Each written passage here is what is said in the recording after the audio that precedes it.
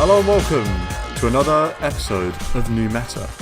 Today we're talking about support items, those beautiful utility items, your Go Scepters, your 4-stars, your Glimmers, all that good stuff. It's episode 15 by the way, so as one of our co-hosts would say, nicely into the 10s, in fact halfway into the 10s.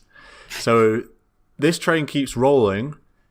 With me again are my two wonderful co-hosts. We're back to the normal order after I confused Adam last episode, so I'll go to Marco first. How are you, sir? I'm great, thanks. We're into the teens, 15. Great to see. Very excited to be here. Yeah, and Adam, likewise. How are you? Good. Big 1-5. Yeah. We have as many episodes as Marco is years old, so it feels good. Ha, ha, ha.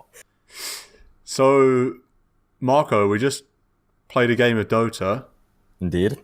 You were a little bit frustrated, but how have your recent games of DotA been, just in general? Not necessarily just the last, but...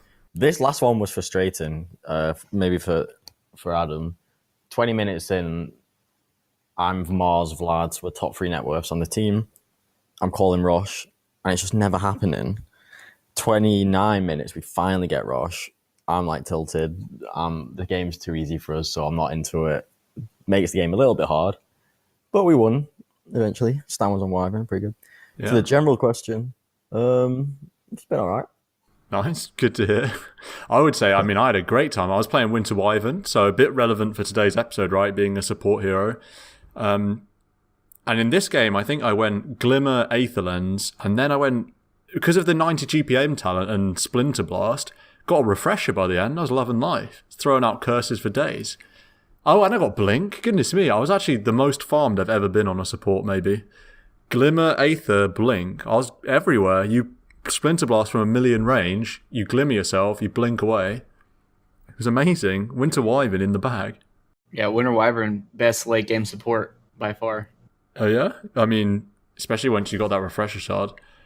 Double curse is pretty cool. We're actually against a Willow mid. They had another few squishy heroes like a Disruptor, and they had a Jug with Butterfly and like Diffusal and all that. So if Jug was ever near one of those heroes, Winter's Cursoroo, that's a dead lad right there. That's a dead boy. So yeah. Did you have level 25? I don't think so. No. 2-second Splinter Blast stun. Oh my gosh. What? 2 seconds? Yeah. Oh yeah, that 25 is insane. Goodness me. So yeah, I had a great time with Winter Wyvern. Not a hero that I play very often. To say about my games. Yeah. Just looking at this Dota buff, 8 games with Stan, 2-6 record. Yikes. 4 games with Nick, 0-4. So Best find a new group of Dota friends. But my other games when I'm playing not with y'all have been great. Oh, that's good to hear. Yeah. We're the common denominator. We're the new meta misfortune, perhaps. I don't know. One final little bit of, well, it's not even really housekeeping. It's just sort of fun before we move on to the actual episode. We're doing another bizarre time travel gymnastics today. In that this episode's going out on a Friday, as they always will with the new schedule. But we're actually recording this on a Tuesday because basically I'm going visiting my family, and so I won't be able to do stuff directly before the Friday, so hence why we're doing it earlier. So, with that in mind, Adam, how were the in-houses 2 days ago? Oh, yikes. I figured I wasn't even going to be there for most of them because you guys are starting so early. Yeah, that is one of the things that the balancing act between regions, but nevertheless, I figure I would pseudo tune in and cast, and then maybe I don't know how long y'all guys are going to play, but we'll get see. in on one hopefully. Hopefully, yeah. Hopefully you will have gotten in on one on Wednesday. Yeah, and I carried. I played so well. Yeah, you played amazing. Let's be real. Adam's gonna hit midday lunchtime tomorrow and start feeling a little bit under the weather, aren't you, Adam?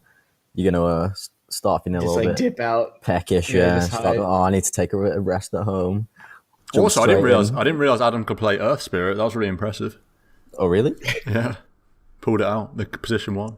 No, I just 1v1'd Marco, just dumpstered him 6 kills in the lane. And then he bought back a bunch.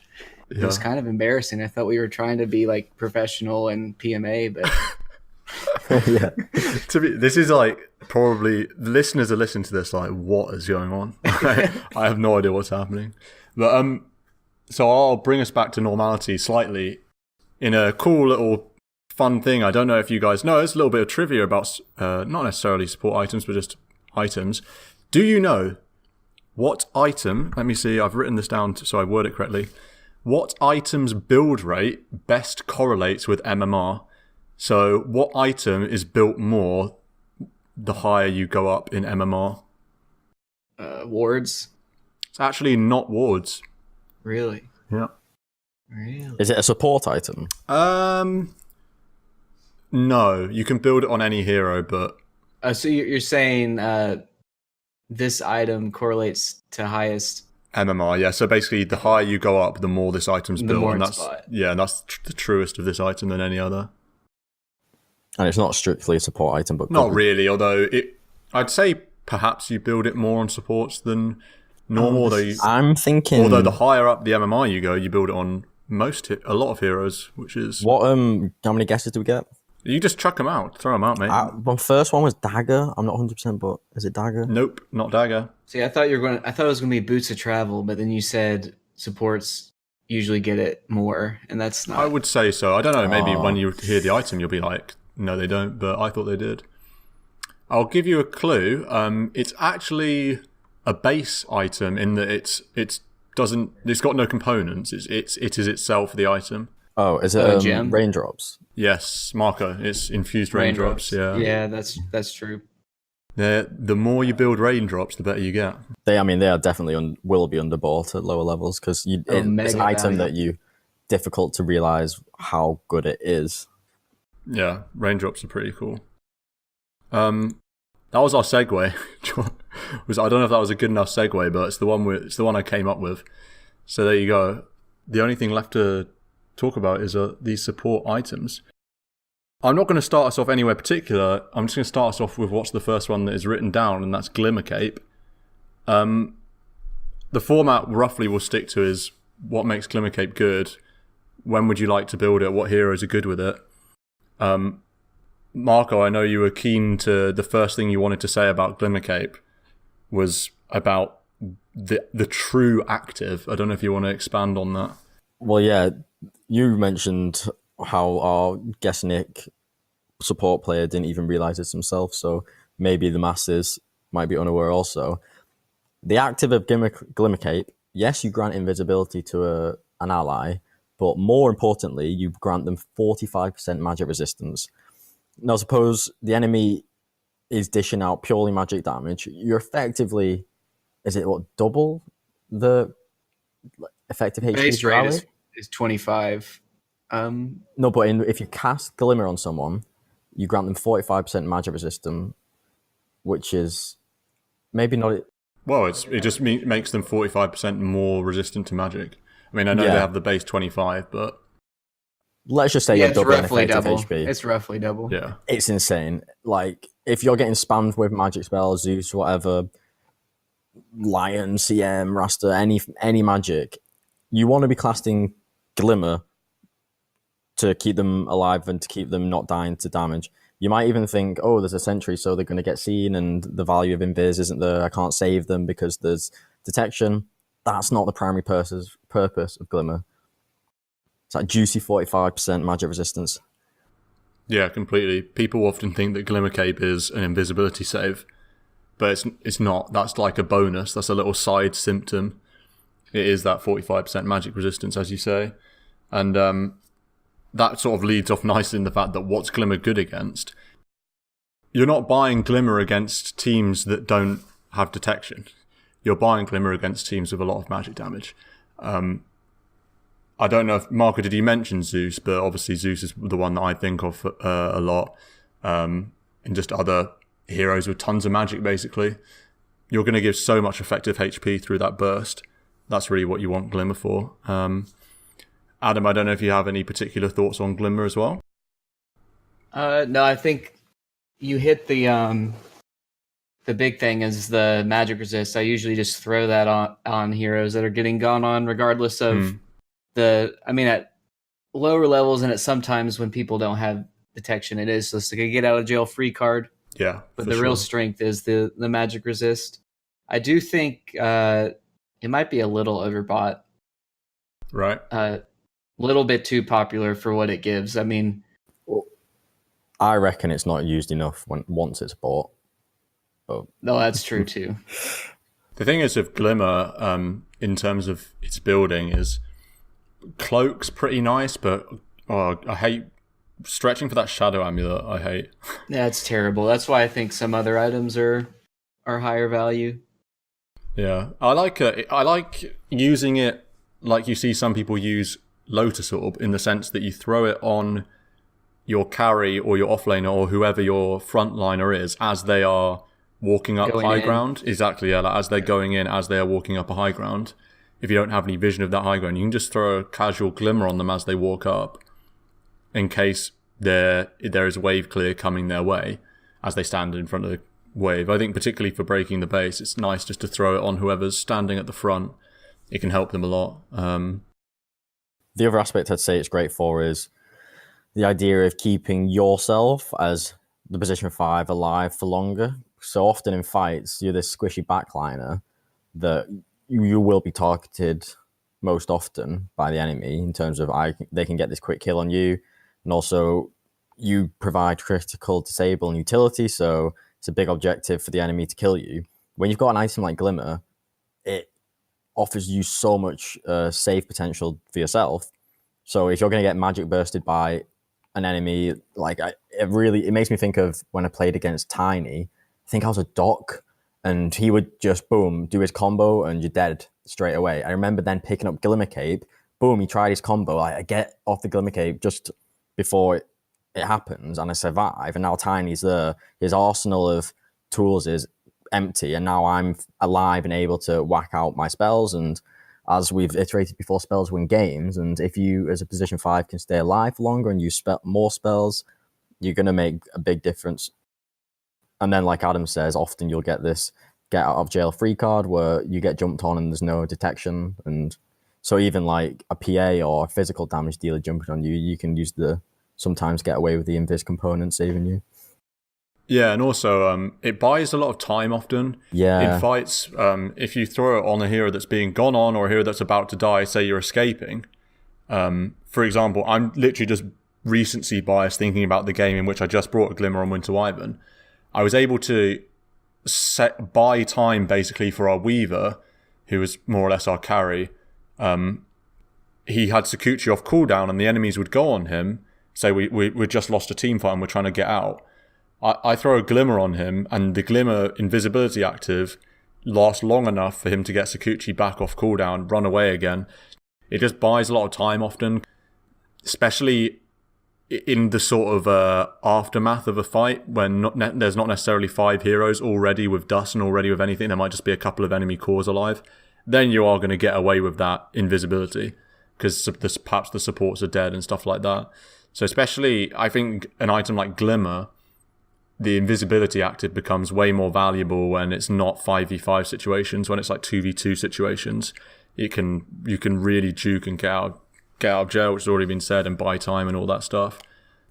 A final point I would make is the cool plays you can do when, say, you're a Dork or a Bane or Raster even, and you Glimmer yourself offensively to then go invis, walk forward into a position and like make a gank happen. That's really cool. And also, I'm thinking the classic as well of like CM using ult and then glimmering herself.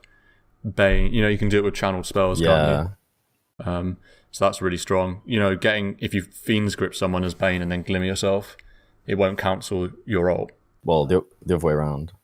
No, you can cast it. You can cast it while you're channeling. Yeah. You can cast it while you're TPing. Really? It doesn't cancel channels. I guess you could cast it on someone else, maybe. But I mean, you definitely can self-cast it. And it won't interrupt channeling at any point. Right. Oh, so it is a shame with Bane, though, because now that Enfeeble makes his ult last so long, you can glimmer yourself, and it doesn't actually cover the entire Fiend's Grip. Oh no. Yeah. I mean, I've definitely lost team fights because we don't have detection for a CM that's just Elsering on everyone. And plus, she's got 20 extra armor. I mean, how are you going to kill her anyways? Magic resist and armor, literally invincible. Yeah, absolutely. Yeah, that's the play. I think we hit the main stuff. I think one of the common themes with these items is that they're either to save your more important targets or they're to annoy the enemy by making yourself hard to kill because of all the reasons we stated. Every second that you buy for yourself is another second your team gets to be in a better position or output damage. And there's so many times where you'll be like 30. I mean, the best case scenario for support in a team fight is you cast all your spells, they go on you, you get away with like 30 HP, and then they have to be like, okay, we can't chase that guy anymore. And they got to turn around and try and go on something else. And then. Yeah, it's always nice when you're a support and the enemy cores waste loads of time trying to kill you while other more important team fight stuff's happening. And you sort of served your purpose by eliminating a core. You don't even have to cast any spells, you're just running away. So that's Glimmer Cape. And also, in the lower MMRs, you're probably going to get away with invisibility a lot of the time. So that's just always good. So, I mean, in all MMRs, let's be real. MMRs, yeah, to be fair. Yeah, you just got to make sure that you're casting it because Glimmer Cape is actually not too great of just a base. I mean, you get 15% magic resist, normally 20 attack speed. A support's not going to really make use of the attack speed, and 15 magic resist is super minimal for the 2,000 gold it costs. Definitely. So you got to make sure you're using the active. Yeah. Definitely use your items. I mean, to me, this is on my. I have a hierarchy of hotkey items for how important that item is. If you know what I mean. Yeah. Glimmer would be my most important item to be using as a +5. So I'd have it on my number 2 where I can spam it super easy because like you say, 95% of its value is from using the active. Is that why we lost? Oh no, we won that last game. Oh, never mind. Is that why we were struggling on that last game? You weren't able to press your BKB because it was on a low priority hotkey. Yeah, literally. That's actually whatever. Yeah. Marco has that removed from the shop actually, so he has to like really search the shop to find just the BKB icon. It's baby steps. I did buy the BKB, but there was a couple of occasions where I was like, it's a bit, I don't really want to use it. Like, I was a bit too greedy and didn't use it and died, but whatever. We'll move on. We'll move on to Ghost Scepter. I actually love Ghost Scepter. I don't know why. There's just something about it I like. It does what it says on the tin. It's 1,500 gold. How much is it? Yeah, 1.5k gold. It's just a basic item. It doesn't have any components. It's just there. You just click it and you can't be hit. Just the simplicity of it. I just love Ghost Scepter. It's super satisfying when someone's trying to hit you and then all of a sudden you cast it and it does a nice cool sound and you're just mocking them invulnerable from attacks. Yeah, and then they cast Nullifier on you and just blow you up anyways. If that happens, that's very sad times. Yeah. But Ghost Scepter's so funny, especially when I suppose we'll just jump straight into what it's good against. I mean, it's quite obvious, right? Physical damage. Big right clickers like PA. But it's the ones that can jump onto you. Yeah, the ones that can jump onto you, surely. So, like Weaver is a great one. He loves to execute you to the back lines. PA obviously can jump. AM can jump. Ursa's got Blink. Lifestealer's just going to run at the back lines. These kind of aggressive, physical hitting heroes. Sven, yeah. Most position 1 carry heroes, really, are going to be looking to hit you to death. So when you can cast Ghost Scepter and kite them for a good few seconds, make them waste key abilities or items to get to you, you buy time for your team, you survive and therefore get your own spells off. It's honestly so huge. Yeah, and Adam mentioned Nullifier, so that's one advantage that Ghost Scepter has over Glimmer Cape, is that the item that counters Ghost Scepter is 1,000,000 gold Nullifier, whereas the item that counters Glimmer Cape is 100 gold Sentry Ward or 180 for Dust. So it's a much more reliable save. Obviously, the downside is you can only cast it on yourself. But if you're a hero with Disable, if you're a hero such as Lion, with really important spells, Hex, obviously Undispellable Hex, and I mean, Lion's Toolkit is so important, and other really squishy heroes, Disruptor perhaps as well, with really important teamfight ults. Warlock, I mean, a lot of supports have them. That just exponentially improves the value of Ghost Scepter versus an item like Glimmer Cape, because reliably saving yourself versus physical is super important. And the enemy team are often going to be like, nuke the Lion, nuke the Disruptor, the one get their spells out of the fight at the start for free because the Lion's so squishy. If you're able to use Ghost Scepter to stop that from happening, that's just massive, because suddenly they've committed, like Marco said, they've committed spells and items on you, and now their initiation's ruined, and they look like plebs as well, which is a bonus, because you're just sitting there ethereal and you can't be hit. Pressing the taunt button. Yeah. So more or less that's what Ghost Scepter's all about. Gives you 5 stats to everything. So Wow. Not particularly value in terms of, I mean, the stats are nice, I guess. Tanks you up a little bit, but you got to cast the active. All about the active. Yeah. It also is amazing against some spells. The very common, obvious one would be Omni Slash. Trying to think if there are any other game-winning Well, if spells Ursa you can pops counter. his overpower and tries to right-click you, he's just standing around there. Just general physical slaps. If you can react to like an LC blinking next to you and press it before duel, that's quite funny. Yeah, that's pretty big. Yeah. And I guess I'll mention here that one defensive item is really nice, but then when you get 2 defensive items, you got stuff in tandem with one another, then you become so much more powerful. I mean, let's say someone jumps on you and then you pop Ghost Scepter, and then they're still chasing after you because it's 4 seconds are up. Okay, well now you pop the Glimmer Cape and you run away, and they're just like, what do I do here? I just wasted like 9 seconds. And then that's when if you're a Lion, that's when you follow up with Hex. I mean, Hex Stun. You can time stuff out to where the cooldowns come up again, get off 2 rounds of spells with just the 2 items. It's big plays. I'll keep it short, but that's one of my favourite games of Dota that I ever played. I was playing Pugna, and I had Euls and Blink on Pugna when you get those 2 items, because you've effectively got a Ghost Scepter on like a 4 second cooldown or something, and it's long. I mean, you are just the most annoying. I played against a team that basically just had physical, including a jug, and I was running around like decrepping myself, blinking away. Then they'd catch up, I'd decrep myself again, then I'd Euls myself, then I'd decrep again, then I'd blink. I felt like a puck, it was unbelievable. Yeah, I was about to say, this is why Puck is so extremely fun when you're doing these crazy escapes. Also, with Pugna, his movement speed can be obnoxious, so... You just basically, you want to build every support like your Puck. You want to become Puck as a support. Yeah. Just a couple little throwaway lines, tips about Ghost Scepter as well. Sometimes it's nice to bear in mind whether or not you can TP out during your Ghost Scepter duration, because something like Ghost Scepter, if you're a squishy support, say you get jumped on by an Ursa or something, if you just try and run away, you're probably just going to delay your own death. But sometimes it's worth having the presence of mind to think about where stuns are on the enemies, because more often than not, you may well be able to get away with a TP out during the Scepter duration. So that's something to always bear in mind. Just have that presence of mind, basically. Another thing that I thought of, Oracle can dispel Ghost Scepter. Am I right in thinking that? Yep. Adam's given the nod of approval, so that means it's official. Oracle can dispel Ghost Scepter. Dispels are big.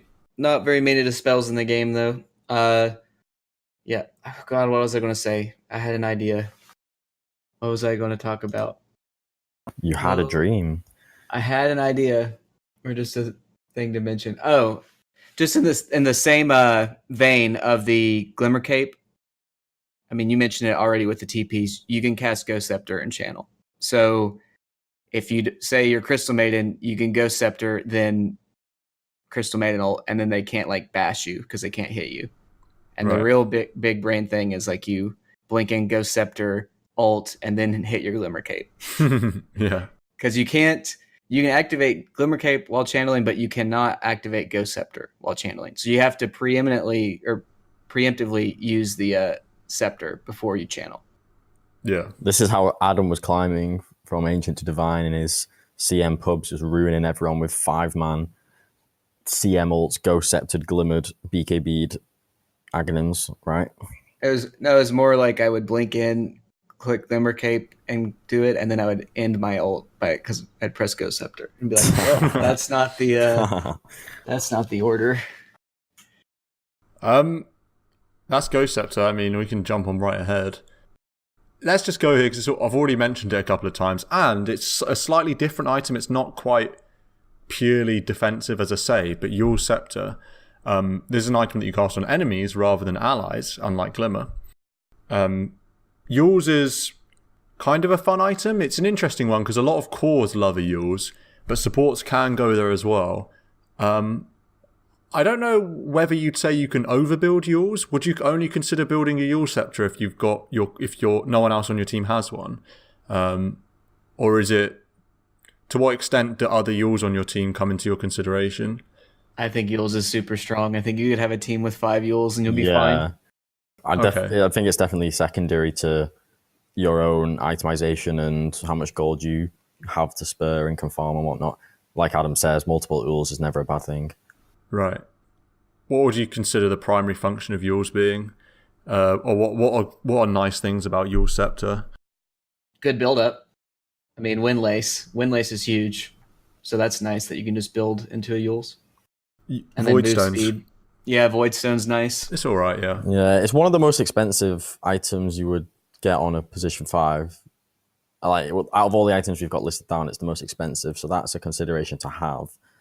I think in terms of its pros for why you get it is again the active, and it's for both, I think primarily defensive purposes if you're playing support. So if the enemy blinks in and you need to disable them to stop them like getting off a big spell or to stop them engaging on a hero, or use it defensively on yourself to like save yourself or buy yourself time. I'd see that as its biggest pro.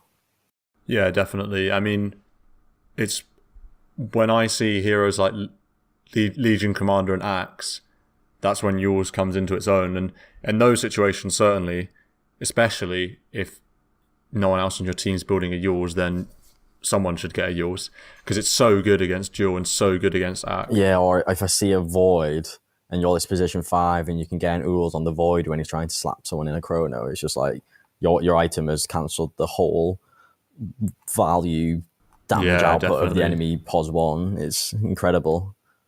Yeah, it's just twofold against physical heroes because it gives you more move speed to get away. And it also, like a Ursa's running at you, okay, just throw him in the air. It's like a mini, Brewmaster Cyclone is like so super strong. It's kind of like a mini version. I mean, it is a mini version. It literally is a mini version. The 2.5 seconds is big. Even if you're just using it to like catch somebody and then you kill a support while the other guy's in the air. I mean, it's just a nice way of breaking up fights. Definitely, yeah. You can even build this item on a mid Queen of Pain. One has heard. Is that or a mid Razor? Yeah.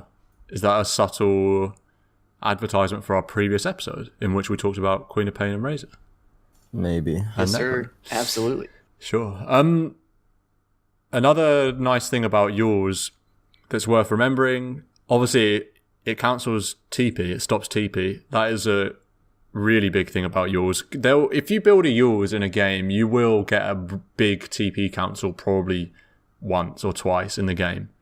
So it is an important part of the item. You will, if you build a Euls, you'll definitely be able to stop TPs. Yeah, it will happen in a course of a Dota match. TP cancels 1 TI3, therefore buy Euls in every game. Yep. Yeah. If you want to be a TI winner, you got to cancel TPs. You can do the sick, say the other team's got Lina or Invoker, they Euls you into the air, and then you come back out and you Euls yourself. The Euls mind games are so funny. Yeah. But then sometimes you get double debated where you're against a Lina, you get Euls, you're ready to use your Euls so that you don't get Light Strike Array comboed.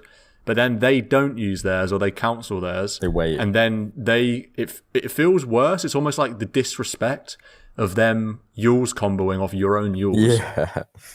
So that one hurts the pride a little bit when they outplay you, kind of. Not that you have a choice, you've sort of got to Euls yourself. But no, you should Euls the enemy, really. You should, yeah, you should. You should always use the enemy against someone like TP. Lena, the spell's already been cast, but yeah. You can use it. It also it does basic dispel, so you can take off like a double damage rune. Or yeah, there's lots of things you can take off. You can take off Monkey Jingu, Overcharge. You can take Monkey Jingu's dispellable? Yeah, you can purge Jingu literally after he's got it. So he hits not the stacks on yourself, but the I think you can. I bet you can dispel the stacks. I don't think you can get rid of that. I'm almost certain you can't dispel Jingu stacks, but like his damage buff after he gets 4 hits, you can dispel that. Yeah, you can definitely dispel that. I'm going into demo mode. Yeah, I'm going to go on Stan's side and say that you could get rid of your stacks. Like if you've got 2 or 3 hits on you, I reckon you could get rid of that. All right, this is one for you, listener. If you're listening to this, which side do you fall on? Because we're about to find out. I am in a lobby as Monkey King, and I'm hitting this axe. You can probably hear me clicking away. All right, he's got 3 on him. Listen to that APM. This guy's a god gamer. Let's see. Gotta Euls him. Okay, Adam's right. I knew it. I told you.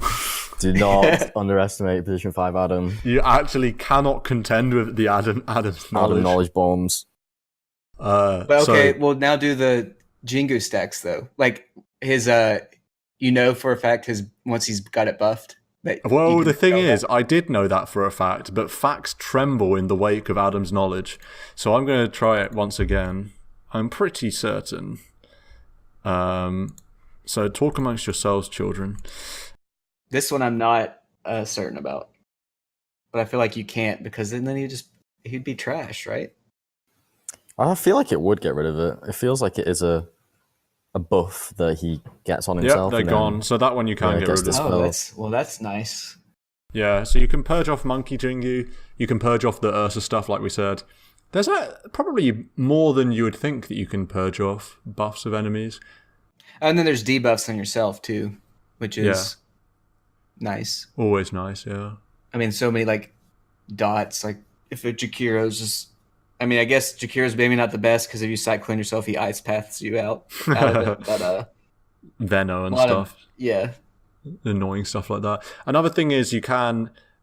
I mean, this is the sort of luxuries of yours, not the primary reason why you'd buy it. You can disjoint stuns and stuff, like Wraith King and CK and stuff like that. Kind of secondary, but always worth considering.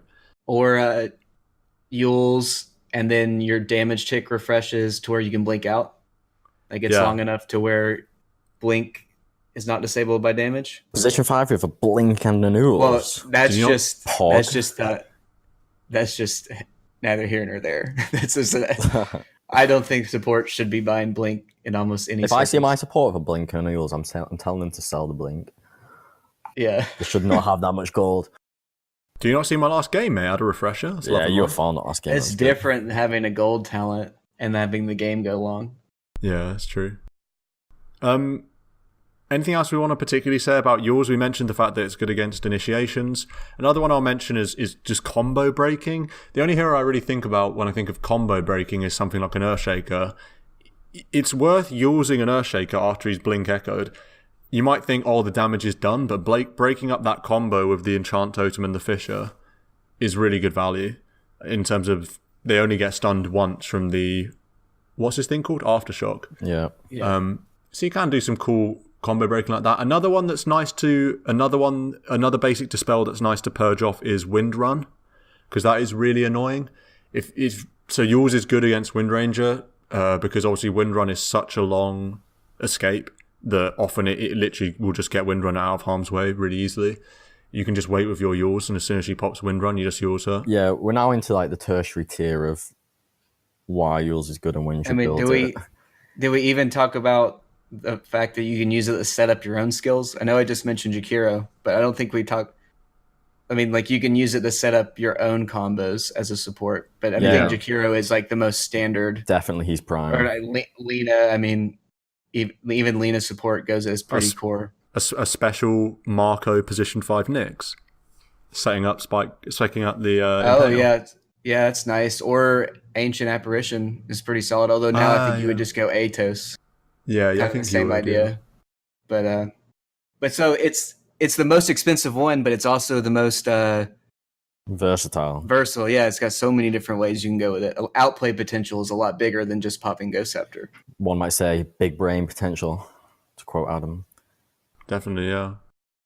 Let's go to 4-staff. I'm sure there could have been some nice segue potential with 4-staff. They both have a staff of wizardry. That's. I was thinking like glide into the decision on 4-staff or something. Oh yeah. Yeah. So I actually had a fine segue until Marco interrupted it. He used my combo. Oh, that's bad. That is bad. Yeah, sorry. I'll edit that out. No, I won't really. I'll keep it in. 4-staff. Adam, I know you were looking forward to a good 4-staff conversation. I'm just going to let you go off with this. You can talk about what you'd like about 4-staff. I know you think that it's misused. I just think it's entirely underbought. I think it's one of the strongest support items. I mean, it's 500 less than in gold than the Euls, and it's only 300 more than a Glimmer Cape. And I feel like there's so many more times nowadays where I would just rather my teammate have a force over a Glimmer. It's so strong. I definitely agree. I love 4-staff. But then it's also, I mean, that does require some communication to be like, hey, face towards me, or I'm going to 4-staff you, as opposed to just smacking a Glimmer Cape on someone. Mm-hmm. But 600 range, or 600 the force distance can just halt a gank in its tracks. Just forcibly repositioning an enemy to have to run farther can give your team more time to recover. Yeah, definitely. It just gets people out of harm's way, right? It's great for kiting. When you're up against a hero like Ursa, in fact, any hero that is kiteable, 4-staff becomes incredible. How to break up Sven, just ulti, blink stunning, and blowing up any one of your heroes for free is a 4-staff. The same with Ursa. Heroes like AM and PA, obviously it's not as good because they can match they can match the mobility with 4-staff. But I totally agree. I mean, I love this item. I mean, it's the same cost as Blink, and I would rather my team have a 4-staff. Yeah, certainly, yeah. Unless they, some especially heroes need from a Blink, position 5. From the position 5s, yeah, definitely. Maybe if they've got a Blink X, perhaps sometimes. But generally, in terms of being a support, right? Because a Blink enables yourself, but being a support, 4-staff is what you want. I think you almost always want a 4-staff on your team, right? In most games. In fact, in pretty much any game.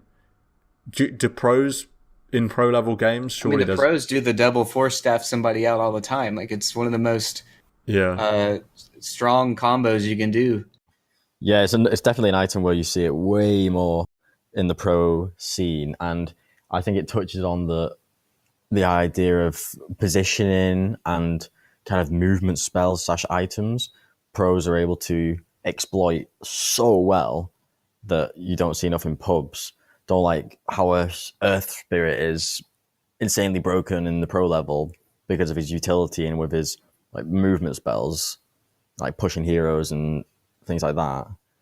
4-staffs is another one where pubs don't realize the utility you can get from moving enemies or allies in or out of position. And Adam says, it's just way underpicked. Yeah, and I mean, Kyle says that 4-staff's underbuilt in the pro scene, so I mean, that shows how underbuilt it is in the pub scene.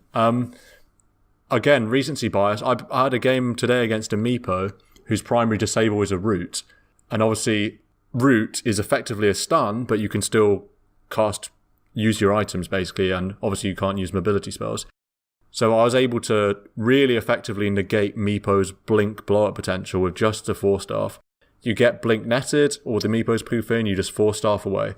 And sure, you can follow up, but often that's enough time, all the time you need to run away, basically. Yeah, the most agi or strength heroes, say you're some position 5, most cores are going to be running at you in some form in the game.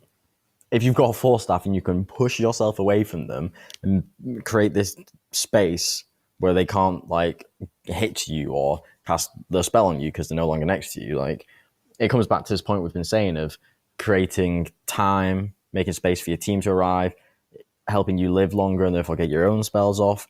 It also basically counters an initiation of the enemy team, or they've committed time, effort, resources to pursue you, and you're able to push yourself away, and now they're a bit stranded. So much value, man. It has been slightly nerfed, which is that might be, well, I say majorly nerfed. That might be why it's not as picked. I mean, it's like 100 mana, which is pretty big. And then when they changed it from a ring of health to a ring of regen and made the recipe more expensive. I hated that change, yeah. Yeah. No, I used to love the ring of health. It just feels so much more, it feels so much better. It feels like you're buying a bit of a soul ring rather than a bit of a perseverance now. Yeah, they just had to get rid of all the cores buying Hurricane Pike. Yeah, to an extent, yeah. Another fun thing that's worth just throwing out about Force, and it does have a lot of outplay potential as well, in terms of Force staffing enemies into you. That's always a really cool one to pull off. Not necessarily a reason to buy this item, but just something to bear in mind once you have got it. You can always Force staff enemies into you and do fun stuff like that. Big brain play. Yeah, more big brain plays. Force up and down the hill. Yeah, I was just about to say that point. When we think mobility and movement, to go up and down ramps is phenomenally high value. Up and ramps, like you mean like cliffs? Cliffs, yeah. Yeah, no, it's incredible value, yeah, I agree. Also, I mean, if you're smart about how you run away when you've got a Force staff, you know, you'll always see pros and high-level players, if they've got a Force staff, they're not just running in a straight line back to their base. If they're trying to escape something, they'll run to a cliff, Force staff across that cliff, and then run away because they know the people chasing them cannot do that because they don't have a Force staff. They don't have the ability to go over cliffs, perhaps. And so that just makes your escape 10 times more effective.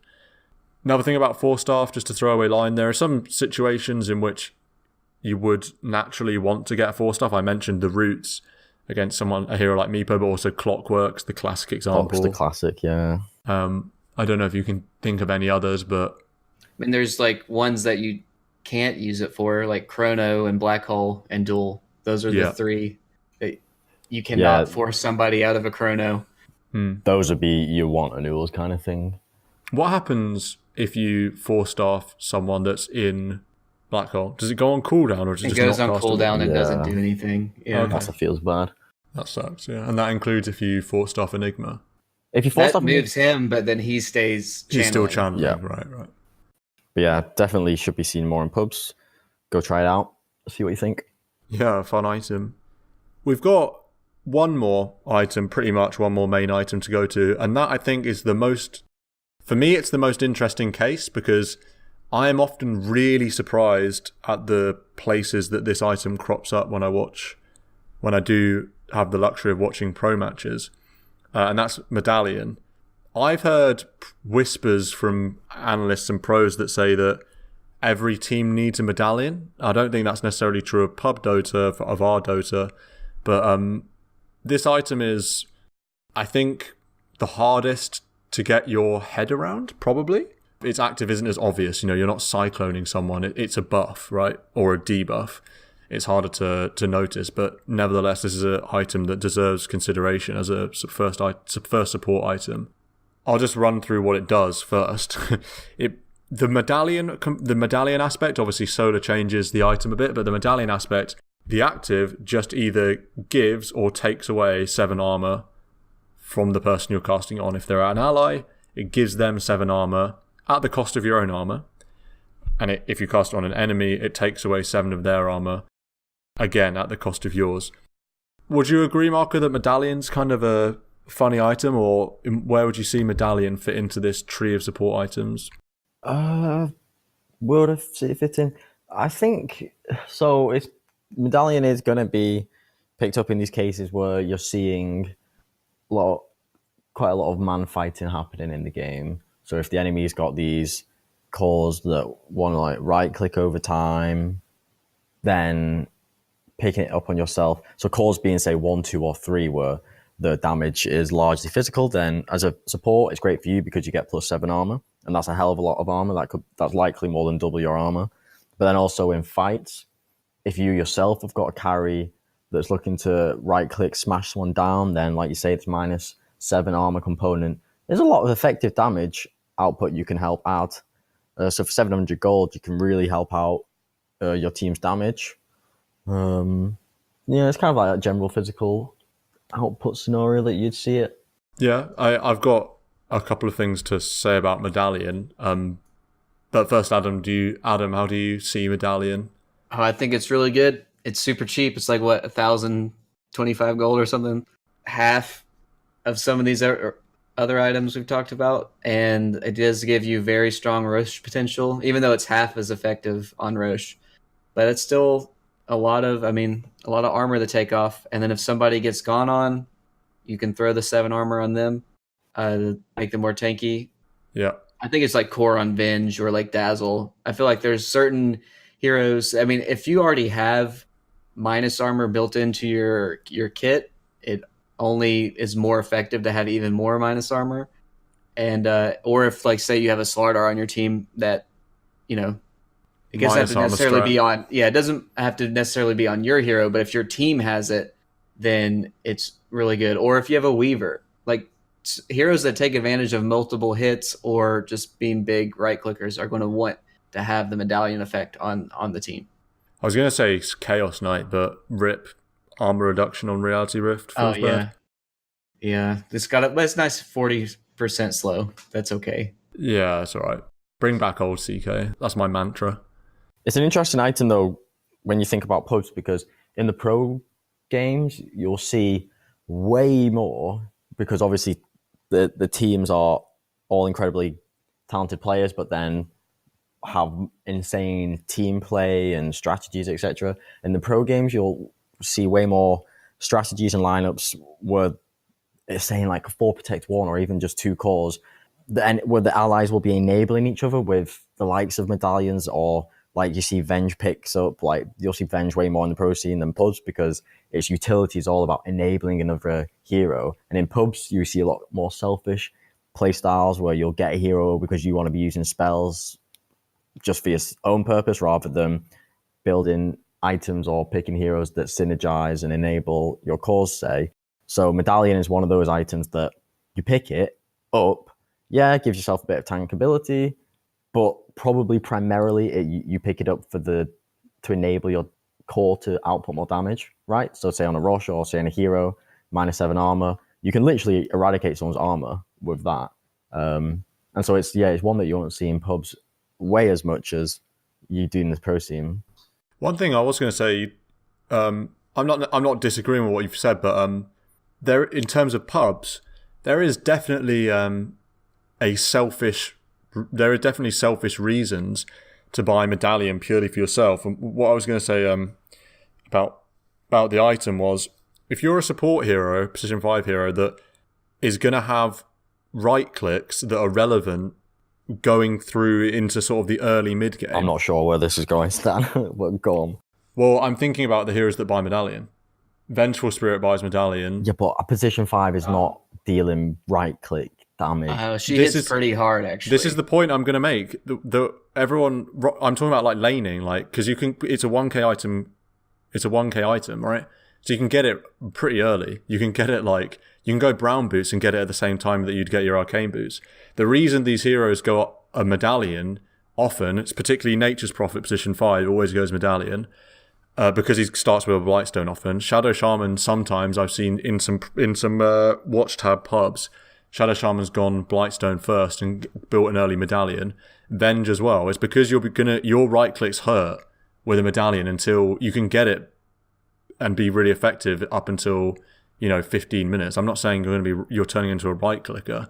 I'm just saying because you can get it early, because it's such a cheap item, it basically enables you to deal damage in fights for slightly longer into the game. Sure. And then enables Roche. I mean, that is literally the reason why people get it, because it like Avenge. I'm thinking like the Fly Venge. They asked him in a summit why he got it, and he went Medallion, because he went like Brown Boots Medallion, and someone asked him about, and he was saying, yeah, it enables my right clicks early while first of all, because Medallion's cheap, I can get it early, and also because earlier in the game, that's when minus armor is more effective, because obviously we know about how minus armor is best when the enemies have lower armor, right, earlier into the game. Yeah. And then when that stops being relevant, it becomes a roach enabling item. That's what I'm saying. Obviously, I still totally agree that you're mostly getting it to enable. It's similar point to enabling your team to deal more physical damage, and then you fit into that by you yourself deal physical damage. Yeah, but it's not as... I think I see Blight... I don't know if you'd agree, perhaps not. I see Medallion more on heroes like Venge and Prophet, and particularly those 2, and Dazzle, as well, Dazzle being the other. But that's because those heroes themselves are good right-clickers into the sort of early mid-game before they obviously start becoming more position 4.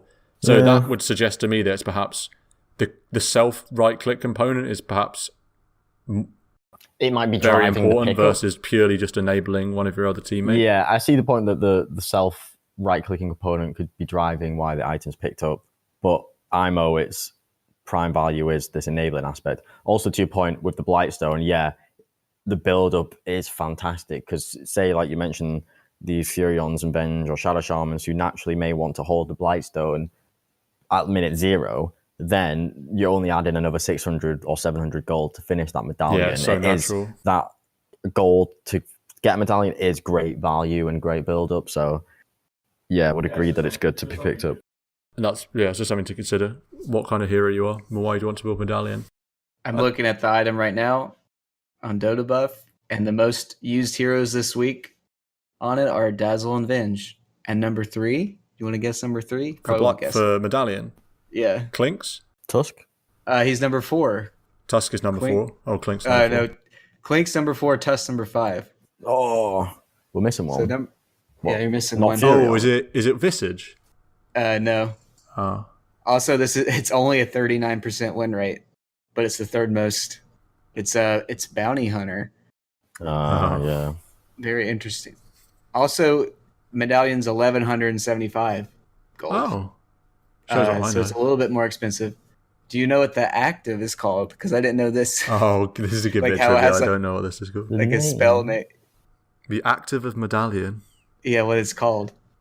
Oh, goodness me. I don't know. I didn't know this. I don't know. It's Valor. Valor. So I guess besides all this useless kind of trivia, I guess one good thing to point out is Medallion gives you 7 armor. So don't think if you are using the active, you come out net neutral on the active. Like you just go back to the armor you had before. So it's not going to make you insanely less tanky. You be using it on you really should be using it off cooldown. Definitely, just on everything. And also we haven't pointed out you can take some jungle camps with it. It's not as good as the Iron Talon was, but it does make forever in our minds. Yeah. It does make it a little bit easier for you as a 5 position to maybe take a hard camp or something, get a little bit of gold. Yeah, definitely. Like you say, use it off cooldown, and that includes hitting creeps, and you're more able to do so because they've got less armor. So yeah, for sure. That's Medallion, which is basically all of the items we wanted to talk about. We can have a super quick word on Blink Dagger, because we'd be fools not to talk about this item when we're considering pubs and what supports often buy first in pubs. Often the Blink Dagger does come out. You guys, obviously it's this item, would you say it's overbuilt on position 5s? I think the fact that it's 2k and there's no build-up means that often supports will forego more important and easier build-up items such as Observer Wards. Yeah, they're just not going to buy wards. Yeah, to get to that Blink. Do you think the Blink rushes in terms of a first item in what cases would you say that it's justified? Every time. I mean, what basically ends up happening is if I do a game as position 4, invariably the position 5 wants to go Blink or some other big item, and then I become the position 5 because I just can't not buy the wards and smokes and stuff. I see. I just don't think it should ever be a first item on anything. I mean, like Shaman does not, like, he gets the Aether Lens now. Aether Lens for sure. Lion maybe. I mean, you can go like Tranquils into Blink, but I feel like Blink is a lot more effective as a second or third item. Like if I had a Rubik on my team, I'd want them to go 4 Staff or Euls instead of Blink first. Yeah. Marco, I don't know if you want to talk about Blink. I mean, the examples of Lion and Rubik, these heroes that have instant disable on telekinesis and hex, obviously. In what sort of games would you maybe think it's okay? Would it be a game in which you're just rolling and it's that initial catch is basically just going to lead to a one team fight every time? I see it being okay if the running as this position 4, but as a position 5, I really don't like it as a first item. Because if this is your first item and you're building a boots, maybe Tranks, maybe Wand, then Blink. So you get your first 1,000 gold in the first 8-10 minutes, say, and then for the next 10-15 minutes, you're stockpiling 2k gold to build a dagger, which means you're foregoing all the wards, smokes. I mean, okay, maybe, yeah, you could say, oh, I'm still going to get all these support utility items and just slowly build for the dagger.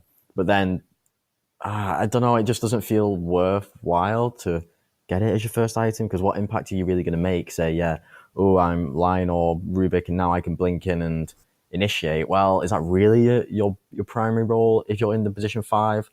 In my opinion, as the 5, no, because that's what the position 4 is more about, in terms of that hero that isn't frontlining but is able to offer disable. As the position 5, I see them more as utility defensively and utility in terms of enabling your cause.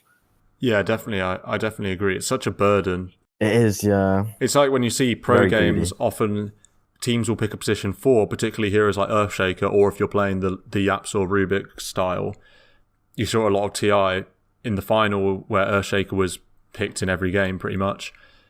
When they're rushing Blink, they'll get these really early Blinks, right, on their position 4. When that's happening, the position 5 is almost has to become a position 6 for a while to enable the position 4 to stockpile gold for such a long time, and that they can't particularly get involved. You know, they'll buy all the wards and all of that. Whereas in a game in which the position 4 is not rushing for this Blink, it's often shared a bit more. That's just an observation about the extent to which Blink can be a burden. The fact that it's 2k dead gold for a long time. You know, we've all had games where position 5s have been trying to build towards that Blink forever, and they never quite get there. Yeah, and honestly, when you do pick it up, we've been talking about all these other potential pickups like Scepter or 4 Staff or Euls, Medallion. When you compare the value added of these items and then compare it against the position 5 who's going to be low level, no stats, picking up a Blink dagger, like really how much value they're going to add to the game with the dagger. Honestly, it's hard to justify it really on the position 5. Also, it's a point we've made in one of the very early podcasts, but say like the idea of stockpiling gold or the opportunity cost of spending 2,000 gold on Blink. If you think of these utility items that are cheaper, like Urn, like Medallion, even like Glimmer, you'd way rather have those low-cost items taking a slot and taking up 1 to 1.5 thousand gold on your position 5, rather than, say, your offlaner or your position 4 kind of wasting their own gold and item build-up for these smaller, bitty utility items. So we've made that point when we spoke about Vlads and the carry picking it up, and how ideally you want the carry to not have to be burdened with the Vlads, because that gold could go into something else, and it's just the aura of Vlads that is what they want, so another hero can get it. I think the same idea holds true for these cheap utility support items.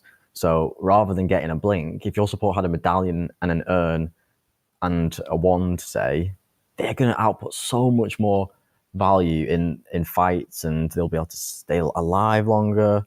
And yeah, dagger kind of feels bad as first item. Yeah, I definitely agree. That's what you'll often hear people say, we need a Euls, or we need a Force on this team. You're not building these items because they fit perfectly with your hero. It's because they fit well with your role, which is exactly what you're saying, Marco. You don't want the value of having a 4-staff or a Euls on your team is huge, and you don't want your carry or your off lane or even your position 4 to be building that necessarily when your position 5 can. It just fits what the role is doing way better, and naturally they're going to have less gold, so these smaller items are a better fit as well.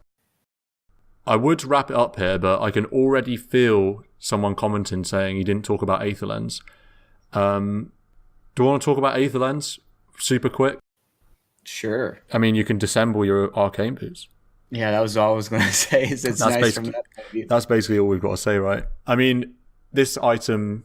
when would you want to build it, right? It's just when you want to cast your spells from a longer distance, pretty much. When you're Shadow Shaman? I hesitate to say many other heroes. I mean, when I was spamming Abaddon 5, I was building Aether Lens first for longer range shields, because that's a pretty high impact, low range spell, which is the same for Shackles for Shadow Shaman. But there's not very many other heroes I would think that would want an Aether Lens first, especially since it gives you no defensive utility whatsoever. Yeah, it's a hero-specific item, I'd say, for sure. Any word on Aether? Aether Lens, Marco? Are you happy to see it come and go? Yeah, there's not much else. I'm happy with that. Yeah. So, that's our discussion of support items. I hope that's shed some light on which items to build. So think twice before rushing your Blink, and perhaps consider a Glimmer or a Ghost, or even a Force. What I'd also say is, as should have come across in the discussion, 99% of the value you're going to get from these items is by using them. So make sure they're on a hotkey that's easy for you to use and easy for you to remember, and spam those items in every fight, and you'll win games. Use items and spells. Marco's advice as prominent as ever. Genuinely, every MMR struggles with using spells and items as much as they can be used. No, definitely. Get them used, lads, and you'll win MMR. Get them used, lads. And I thereby summon the famous final whistle, hopefully on time this time.